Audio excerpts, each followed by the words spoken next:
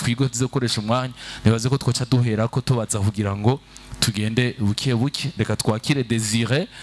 mukomera amashi menshi, nibaze ko musanzwe mumuzi benshi canke abamwumva batamuzi. Desire asanzwe afise yaragize icyumviro cyiza cyo kuba afise iradiyo, karibu cyane, afise iradiyo uno munsi, hanyuma asanzwe afise na maison idufasha ibintu vya production ya video canke ya ma audio, hanyuma kandi asanzwe ari n'umu entrepreneur, asanzwe yikorera ibindi bintu byinshi nka je maze kugera iwiwe nashoboye kubona ibintu byinshi akora birengeye ibyo by'amaradiyo. Ariko nagomba duhere ngaha Desire ninde, vyagenze gute ngo uno munsi abafise ivyo afise, icyumviro cyavuye he canke cyatugendera ko byose muri rusange amaze kwiyumvira gutangura gukora uno munsi yo himiriza abandi bantu gukora gute? Karibu cyane. Ego murakoze, ndabaramukije mwese mu izina rya Yesu. Ego ku mazina yanje nitwa Irankunda Desire, ariko akandi kazina k'ubuhizi Ado Desire. Nkaba mvuka muri commune Rugombo aho bitwa hajya neza kuri transfo, izina bitwa kuri transfo, hajya niho nakuriye muri Marambo ya kabiri. Ego reka ntangure uko byatanguye, ndabivuga nk'inkuru ariko ndazogerageza nkoresha speed kugira ngo tuganye umwanya. Niga mu mwaka wa kabiri, icambere cyo mfise abavyeyi bose ndabafise, hama abavyeyi baratuzindura mu mirima, hanyuma tukaja mu mirima bakatwizeza ibitangaza, batwereka ko tugiye mu murima bakatubwira ati muzoronka iki, ariko byaramfashije kuko hari ibyo bavuze biraba, kubera ko ndibuka ko muhira twari dufise ikibazo cy'amazi, aho twagenda kuvoma ku mufure uko jewe ndi umwana agira kabiri, urumva ko nakuze nk'umukobwa, narashobora gusigana abana batoya banje akabeje nteka, kubera ko mama yaratugabuye mu migwi, nashobora ni kuva mushikanje yize ikigoroba je nateza kwiga igitondo cyangwa nize igitondo, nikuvuga hari ibyo bitwa ngo groupe A na B. Nikuvuga bisigure ko mu gihe renza kwiga ikigoroba nategerezwa gukubura inzu, nkoza amasahani, nkateka, urabona umwana akiyonona ko nka ibintu nk'ivyo muca muvyumva nyene yuko nakuze nk'umukobwa, rero ibintu byose ndabizi. Hanyuma rero twaraje mu murima, tugiye mu murima, ndibuka mama twari dufise ikibazo cy'amazi, aratubwira ati twari babiri kundi twari dukuze, tugende gutera imyumbati tuze dukuremwo ibombo. Icyo gihe twaragiye turatera iyo myumbati, duteye imyumbati twarayicurikanga, ariko ivy'abana birantera kandi bavuga ngo bibicurise kuri vyera. Hanyuma icyo gihe byaragenze neza, ibombo riraboneka. Aribonetse cyo ndavuga kumba umuntu arimye arashobora kuroha ikindi kintu. Aho kano kanje mu icyo gihe niga mu wa kabiri, ego ariko ndabandanya ngeze mu wa gatatu, niho nabwira mama, ndamubwira ati nega mama, naje ntiwompereza ndondondera akarima nje nkarima kugira ngo nze nange ndabe ko nobishobora. Yako icyo gihe wiga mu wa gatatu wari ufise imyaka ingahe? Umuntu ashobora kwiyumvira uko onye yiga mu wa gatatu. Sinibaza yuko n'umuntu ari ngaha yiga mu wa gatatu yumvira ibintu, yibuka ibintu yigeze kwiyumvira. Bo icyo gihe nibaza ko dufatiye ndacafatira ku myaka y'ishure, natanguye mu mwaka w'ishure mfise imyaka 7, ni kuvuga ufise 10, ni kuvuga bisigure ko nari mfise nka 10 cyangwa 12 gutyo, kubera ko mu wa kabiri narahadubuye, mu wa kabiri narahadubuye, mu wa gatatu naho nyine narahadubuye, ikora byumva. Ariko ibyo nagiye kubikora, ibyo navyumviye niga mu wa kabiri, ariko ndabibwira umuvyeyi niga mu wa gatatu umaze kudubura. Ego namaze kudubura aho imyaka 12 rero. Ego hanyuma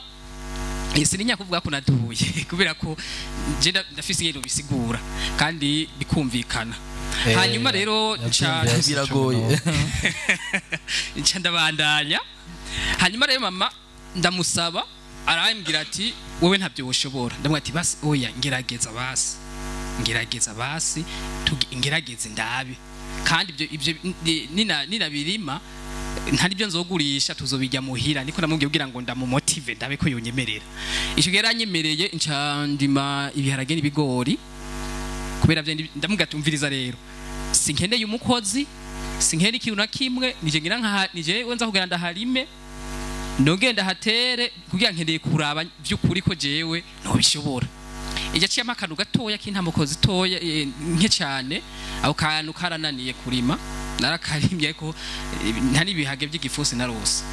ntani bigori nasoromye kwako nyina byari byo kuyuba by'abana hanyuma rero mu nyuma niho naciye mvuga ati reka ndabihebe ince ndabivamwe ariko numva mvuga ko nzorima nkarima nanje nkaba umurimyi akomeye kuko navuga nti kugira ngo iki nuko nshobora nawe nakumengo ibintu bishoboka umuntu arimi hanyuma rero ngeze mu mwaka wa 5 niho naca mvuga nti uburengoma ndime iwacu baradandaza bahageze igihe barakora commerce badandaza imiti bitegwa na nubu nibyo bagikora hanyuma ndavuga ati ko ndose aya mahigwe icyo gihe bari bakimeye gudandaza amafumbire amaside hari kera ifumbire iyo bitwayire yagugwa ikiro cyagugwa amajana 325 DAP yagugwa amajana 4 amajana 3 umva hari kera hanyuma rero ndavuga nti reka ndime ince ndabwira mama jewe ndakeneye kurima uko kurima kwiwanje rero ndashaka ngende nkota umurima hanyuma ndime wewe ricu uzokora uzozurama ifumbire n'amaside nivyera nzogusubiza ico gihe ncanagenda ndarima ndima amashu ndimya amashu ayo mashu araba amashu meza cyane yari ico bitwa bayita irobo ico gihe irobo twayikota amafaranga 5,000 ubu murumva amahera yageze ubu maze amahera igezeko nayikose 5,000 ndarima amashu ayo mashu ndayarimye arera hageze gusoromwa nk'uyu munsi ngiye kuraba nyene nta ma WhatsApp yebwa tuze turifotoza tucisha ku mastata ariko urumva ye twaragereza tukaryohe ukamara umwanya wicaye mu murima uri kuraraba uwo murima ingene umeze ndiko ndavuga reko kwa 3 nzoja gusoroma nce ndagenda ko munsi ndayaraba mbona ni sawa niho subiyeyo giye gusoroma nzanye umuntu uzenya umuguzi ngayagure twatema kumbe yamashu yashishagiye gusa munsi yose yaraboze abo agacanuka wasanga cyarabaye ikirohori cyose yaraboze ico gihe nerakoresheje 50,000 aho rero amahera yose ni mama yampaye ya mafumbire ya maside yo gupomba ivyo birahombye nakuyemo amafaranga 2,500 ico gihe ndumva ndashitse intege inca nubu ndavuga neba manzi umuturikira gute ndasura kandi ndamuhenda arya umuvyeyi mama wawe n'umuntu akomeye cyane ndasonda muhenda ndavuga ati mama rero kubijya ko byapfuye nako byavuye kuri jewe urabona ko ari imbuto mbi nagutse tinone ubona nagomba kuri mitomati mama ati we nta tomati woshobora wowe ngerageza je nzozishobora nawe uzonyerekera aca aranyemerera aca avuga ati nzoguha ifumbire ndaguhera inuzenya n'amaside kwa kundi nyene nje nagenda nenarose udufaranga dukenya ariko gato ku mafaranga yo gukota imirima nje nijewe nayironkera byagenda gute rero hari ukuntu mama yadutwara mu isoko jewe na mutoya wanje ari ukuntu abahungu usanga bavuka cyabana bavukana umwe amuguriye impuzu ndacashavura tugwe twagenda mu isoko tugeze mu isoko bamakavuga ngo ngomba ndabagurire impuzu akabitubwira ati ni mwicaguze izo mushaka zose iyo mucagwa niyo ndabagurira kwa twe dufise impararo y'ukuntu mama yatuzanira impuzu tugaca tumubwira ati izo muzo tugurire ntazo dushimye tuba tugura ibihuzu bibi agaca afata ingingo yo kutujana tuje kwicagurira hama we agirene ari amahera tugezeyo rero jewe hageze igihe mvuga nti oya jewe ubu rero mama ntazosura kungurira iki impuzu twagerayo je na mutoya wanje kanza gacagura bakamugurira baheza ngacambira amati mama jewe rero mpayo mahera niba ico impuzu yizimbutse ko wasanga impuzu igurwa nk'impuzu y'ibihumbi 5 mazi bukazari impuzu hari impuzu twakunda kugura bitwa wasanga uguranye n'agakoho agapistori hamwe n'agashapo zige impuzu zaravumye cyane tukira abana izo rero jewe narase sinizo ndazambara ko mutoya wanje yarazambaye ndace nambwira mama ati mama ayo mafaranga yampe tijewe iyo mpuzu nzoyigurira ndamuhenda ati nzoyigurira inshaka ndashira kuwi inyuma niyo nacinja gukotamwo aho hantu hamashu ikindi gihe cyose avuze tuje kugura impuzu je nasha nimara kugura impuzu ibihumbi nka 10 canke 5 nacangura nk'iya 2 cye y'igihumbi ayandi nkashira kuwi inyuma umurima narawikotera akuwe nkamusaba yuko ampereza ibikoresho kugira ngo ndime aca sura rero nca nkota uwundi murima irobo ico gihe iyo robo ndayikose ntera itomati ziramera neza zimera neza cyane igitunga cagugwa bacitwa igitunga cagugwa ibihumbi 25 jewe zigiye zapfuye kwera umunsi wa mbere soroma igitunga caguze ibihumbi 2 hanyuma izanyuma kujya umuntu avuga ati aje gusoroma izamariza nagiye kuzigurisha igitunga cya 19 kigurisha ibihumbi 10 umunsi wa nyuma wo kuva hehe mu murima mama carambwira nti wewe nta macense yo kurima ufise heba vamwo fise rero jewe inzu yanje yari rukarakara ariko winje nkobona ko nta nisima yari iteye akumba twararamo na muto yawanje nta nisima yari iteye yubakije rukarakara mu kuzibira rero bya rukarakara naciye ngena ngura ibikirishe bimwe usanga by'abakinyi urabibona vya Yesu ndabamba byose ndafunika byose ndafuka udashobora kubona igikutangira inshi nagira ndabimanura ico gihe byace bingurira abahungu twigana barantwenga shaho mwishuri babitangaza ko nakenye ko managuye ibikirisha byose naho rangira yuko ubukene bwamfashe inca nagenda inca fata amahera narose ibyari narose ibihumbi hafi nashoboye kuronka kubera ko ico gihe nari fise hari radio nari fise mutaba yarampaye hariho sinumuka kari kawe nadandaje mu bintu byose nari fise ndagurisha hanyuma inca ngena muri projet wantajya muri projet nyine umanukanye irya kabiri maruka hepfo inca ndakota nkota ahantu ibihumbi 5 irobo inca ntera ico bitwa intore izo ntore ndazitera shiramo ifumbire ya mbere bana ku ifumbire ya kabiri zo zitawe gushurika abantu batambuka bakaja kubwira mama ati uraza umuhungu wawe intora afise ako kakamugwamo mu nyuma arambwiye ati uzoje kunyereka izo ntore zawe aho niga mu gatanu ndazi ndamwereka mama gize arazikubita ijisho cyo gihe zari intore zivumye bitwa inkongomani azikubisa ijisho araryoherwa cyangwa ngo urazirero ngo hamwana reka ndushinda guha gafumbire ngo nangwize zirabuzaka sinshaka guha n'imiti upombe kugira ngo bigende kubimera uko atego mama umva ko natanguye kwikorana aca arampereza ya miti intore rero inca ndaheza gigwa rero ariyo ntandaro yo gushika kuri ibi byose amubona uba bamwe bamagara deje abandi representa niyo ntandaro ico gihe rero inca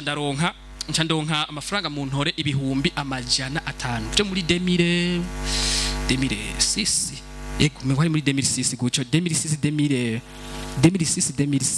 yo muri 2006 ndose ibyo 500 nca nabwira mama ati umviriza rero aya mahera yambikire sindamenye ico kuyamaza haheze nk'imisi mike gusa cyangwa ati umviriza mama ngomba ngure ordinateur muhera barasara ati oya igishoboka ibyo ugomba kugura we na ordinateur uzi wewe bizogenda gute wewe amahera y'abana nibi batakunyeka imigambi yiwa ati je ntigikunda negeza kugura ordinateur amafaranga nayo wanje mama we sinakurisha yiwawe ayo wampaye ifumbe sinakurisha tego amahera yanje rero ngure ordinateur jewe mama acha amafaranga cyo bwigihe nayifise papa muto dusana bangana turi mu runganwe rumwe ako wimva yarakuza ariko kwera ko kujya rukuno usanga ari mukuru wawe ariko yari umuhererezi kwa papa umva musa nkuko hano mengo murangana ariko twangana ko muteko we yiga muri seconde je niga muri primaire nje na mu telefone yabibujumba ati dondera imashini hiyo papa muto ati mashini haize misi ati nairose tiwairose atego okay uzozi no ryare amafaranga ntibayarungika kuzara imikashi ntizayi bwabe ati jiwe nzozi uyu munsi n'uyu ati nzoyaguha nje ndamuha amahera caragenda haize imisi agenda umva mbya ati mashini ndayizanye acarayizana nca nkubita mu ruzenye nabaye umuntu wa gatatu mu ntera cibitoke natunze ordinateur aho ni mwo nkobera amashi wa gatatu no babwira uwa mbere witwa stereo wa kabiri witwa kakabu ubakora mu bintu vya canal plus naje mba uwa gatatu jewe mu ntara cibitoki natunze ordinateur ico gihe rero inca shinga cyangwa ati okay ndayikoze iki ordinateur sinari ndayizi ati ntegezwa kuyiga byanka byakunda ndayigisha nta muntu yigishije ordinateur jewe ntawe nafashe umwanya nava ku ishuri nkahitira ku mashini ico kibazo kubera ko imbere ugura ordinateur bo mu cyamake hari ukuntu umuntu uko akura je nagize imana nditahura kiri kare ndamenya tarayanje ahihengamiye sizi kico kiri mu cyumva nagize imana ndamenya kiri kare impano yanje aho ihengamiye kubera iki nagiye kwibona gute igihe cyose mu ishuri batubwira ukuntu abigisha baduha mu bintu byo kuby'ubugenegere byo gucapa no kugirane bakatubwira ngo muzorondera ibumba icyo gihe biharaye abigisha akavuga ngo murondera ibumba ngo mubumbe umwe wese ngazobumba icashaka jewe ngiye kubumba wasaga nabumbye televiziyo hanyuma rero udazimaze kwishikana naciye mvuga ndayikoresha iki noronka uburyo gute naciye mfata nca ngenda kwibarabara papa yarafise akantu yari yarubatse kagakiyose n'abari muze aho kandi agakeneye wewe ntibikunda ngo nshabuzo watijinda gakeneye nca kwa mama bazi ko ibintu byose byorohe nca kumutera kuri mama wawe nca kuri mama sabira kajya kagenda gakoreremo mama arakasabira birakunda ndayironka ndose nuzenya ndose aho hantu ndahashira studio nca nduguko mu nyuma ntangura gukora ndakora studio yariko yanuzenya ya studio nyene zo gutransfera imiziki ariko mandizi wanje ntabwo yari studio igira gute ntabwo yari studio yo gutransfera imiziki navuga nti jewe nzokora studio isohora iki isohora indirimbo kandi studio itransfera imiziki nayimaze umwanya muto cyane ariko nariyumviye none studio isohora indirimbo nzoshikaho gute kuko naragerageje kubaza mbega studio isohora indirimbo byo isaba amafaranga ngahe abantu bakamwe ngo yo ntabyo woshobora wewe ngo bisanga amafaranga menshi wakarte segukwaya ibintu zanga ama monitor monaya imashini gishaka kubishitura ngo ni bimeze uko nkasanga iyo office jewe ntihemvye niyo narota inabikora kubera ko jewe imashini nago ico gihe neguzumba imajana 5 ariko ubu woyigura ubu woyigura 1530 kubera yari imashini kugira ngo umuziki uzoshike umuziki wawe uzoshike muri memoire washaka kuva gushika mu rugo mutarashika nico gihe tugeze bo zari machine zifise ama soft yikwega amarame usanga izo machine umva kuba zakiranye zo mu ico gihe nyene hari muri atikite ntizashoboka ariko zari machine zizimvye uko mu majana byakijya gihe ubu ni miliyoni hafi 5 ikora vyuwo rero ndavuga nje nzobishika ko gute ibi bintu kugira ngo shobore kugira kubaka nshobora kuronka studio sori ndirimbo naciye nkore kitari iyi studio nakoze yavuye muri yavuye mu ntore okay nkora iki rero naciye nja kurima ibitunguru cyandari ibitunguru reka nyarutse reka simbe uko nagiye ngenda amandi ibitunguru bimwe bikunguka ibindi bigahomba ariko uko ndose yamahera y'inyungu makenya nkagura utwuma kamwe kandi sinagura bishakira cyangwa nkagura amaukazi uko nabona ko bishaka nto bishobora nkagura amaukazi yo guco ndabandanya gushikaho rero studio ikwira irashoboka imaze gushoboka ica ndatangura studio rero yacirera iza kugura ibintu byose iyo studio yaciza nashiramo na yatahatangwe record ubu ndagira video iyo studio ya video kamera ama mariage yo gusora indirimbo napatana biraka byumbi majana 3 majana 4 aho kari muri za 2012 2011 ubu rero undaho tiko turakora ariko mu kurangiza ko nikoca kumayange kubera ko byishingira mu bimbaza kubera ko nagombye kugira ngo tunyarutse hari ibintu 10 ndababwire bifasha abantu kugira ngo bashobore gushika kwihangiro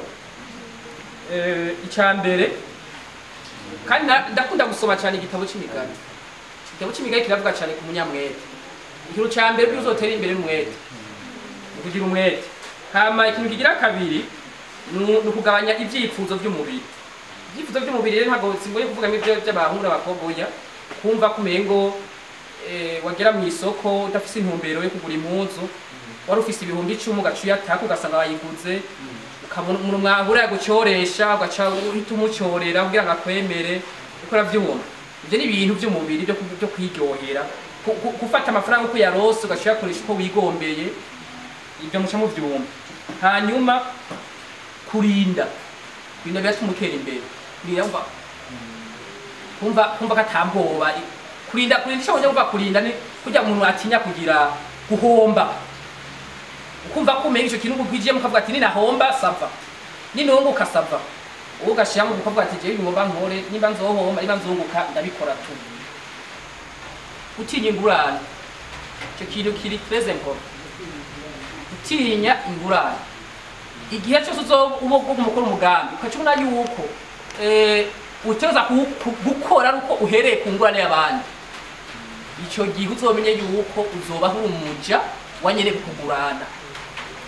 uzotera imbere uzokwamana ubwoba uzokwamana guswiva bigezehe amahera yacu bimeze gute ugasanga umutima uri hamwe niyo mpamvu mu migani 20 kuri 5 haravuga ku munyamwete hari abandi bantu bihutira gutera imbere n'ingoga abo bantu ntibigiraga mu migani biriyo 20 muze twasoma murana imigani 20 kuri 5 haravuga ukuntu hari umuntu ashaka umushuhira ibintu bimushuhira ko atigira ashika ku ndege hanyuma 9 hari imigambi uherako gukora itari mu byo wipfuza gukora igufasha gushika ku migambi y'indoto zawe nta kintu na kimwe kidashoboka kugira ngo ushobore gutangura gusa abantu bose batangura gutandukanye bivanye n'aho bavuka imiryango bavukamwo n'ukuntu babayeho reka dufatire umuntu atajyanye ikintu na kimwe ushika ku ntego yawe ingufu zawe zonyene zishobora gutuma ushika ku ntego udafite n'igihumbi ahubwo ukaza kukomveka umuntu afise akazi wowe ukamuha ingufu hama nawe akaguha iki amafaranga hamwe amafaranga ukaza kuyakoresha niba uyarose ayo makeya ugashira ahantu ukareka amasikise murakoze cyane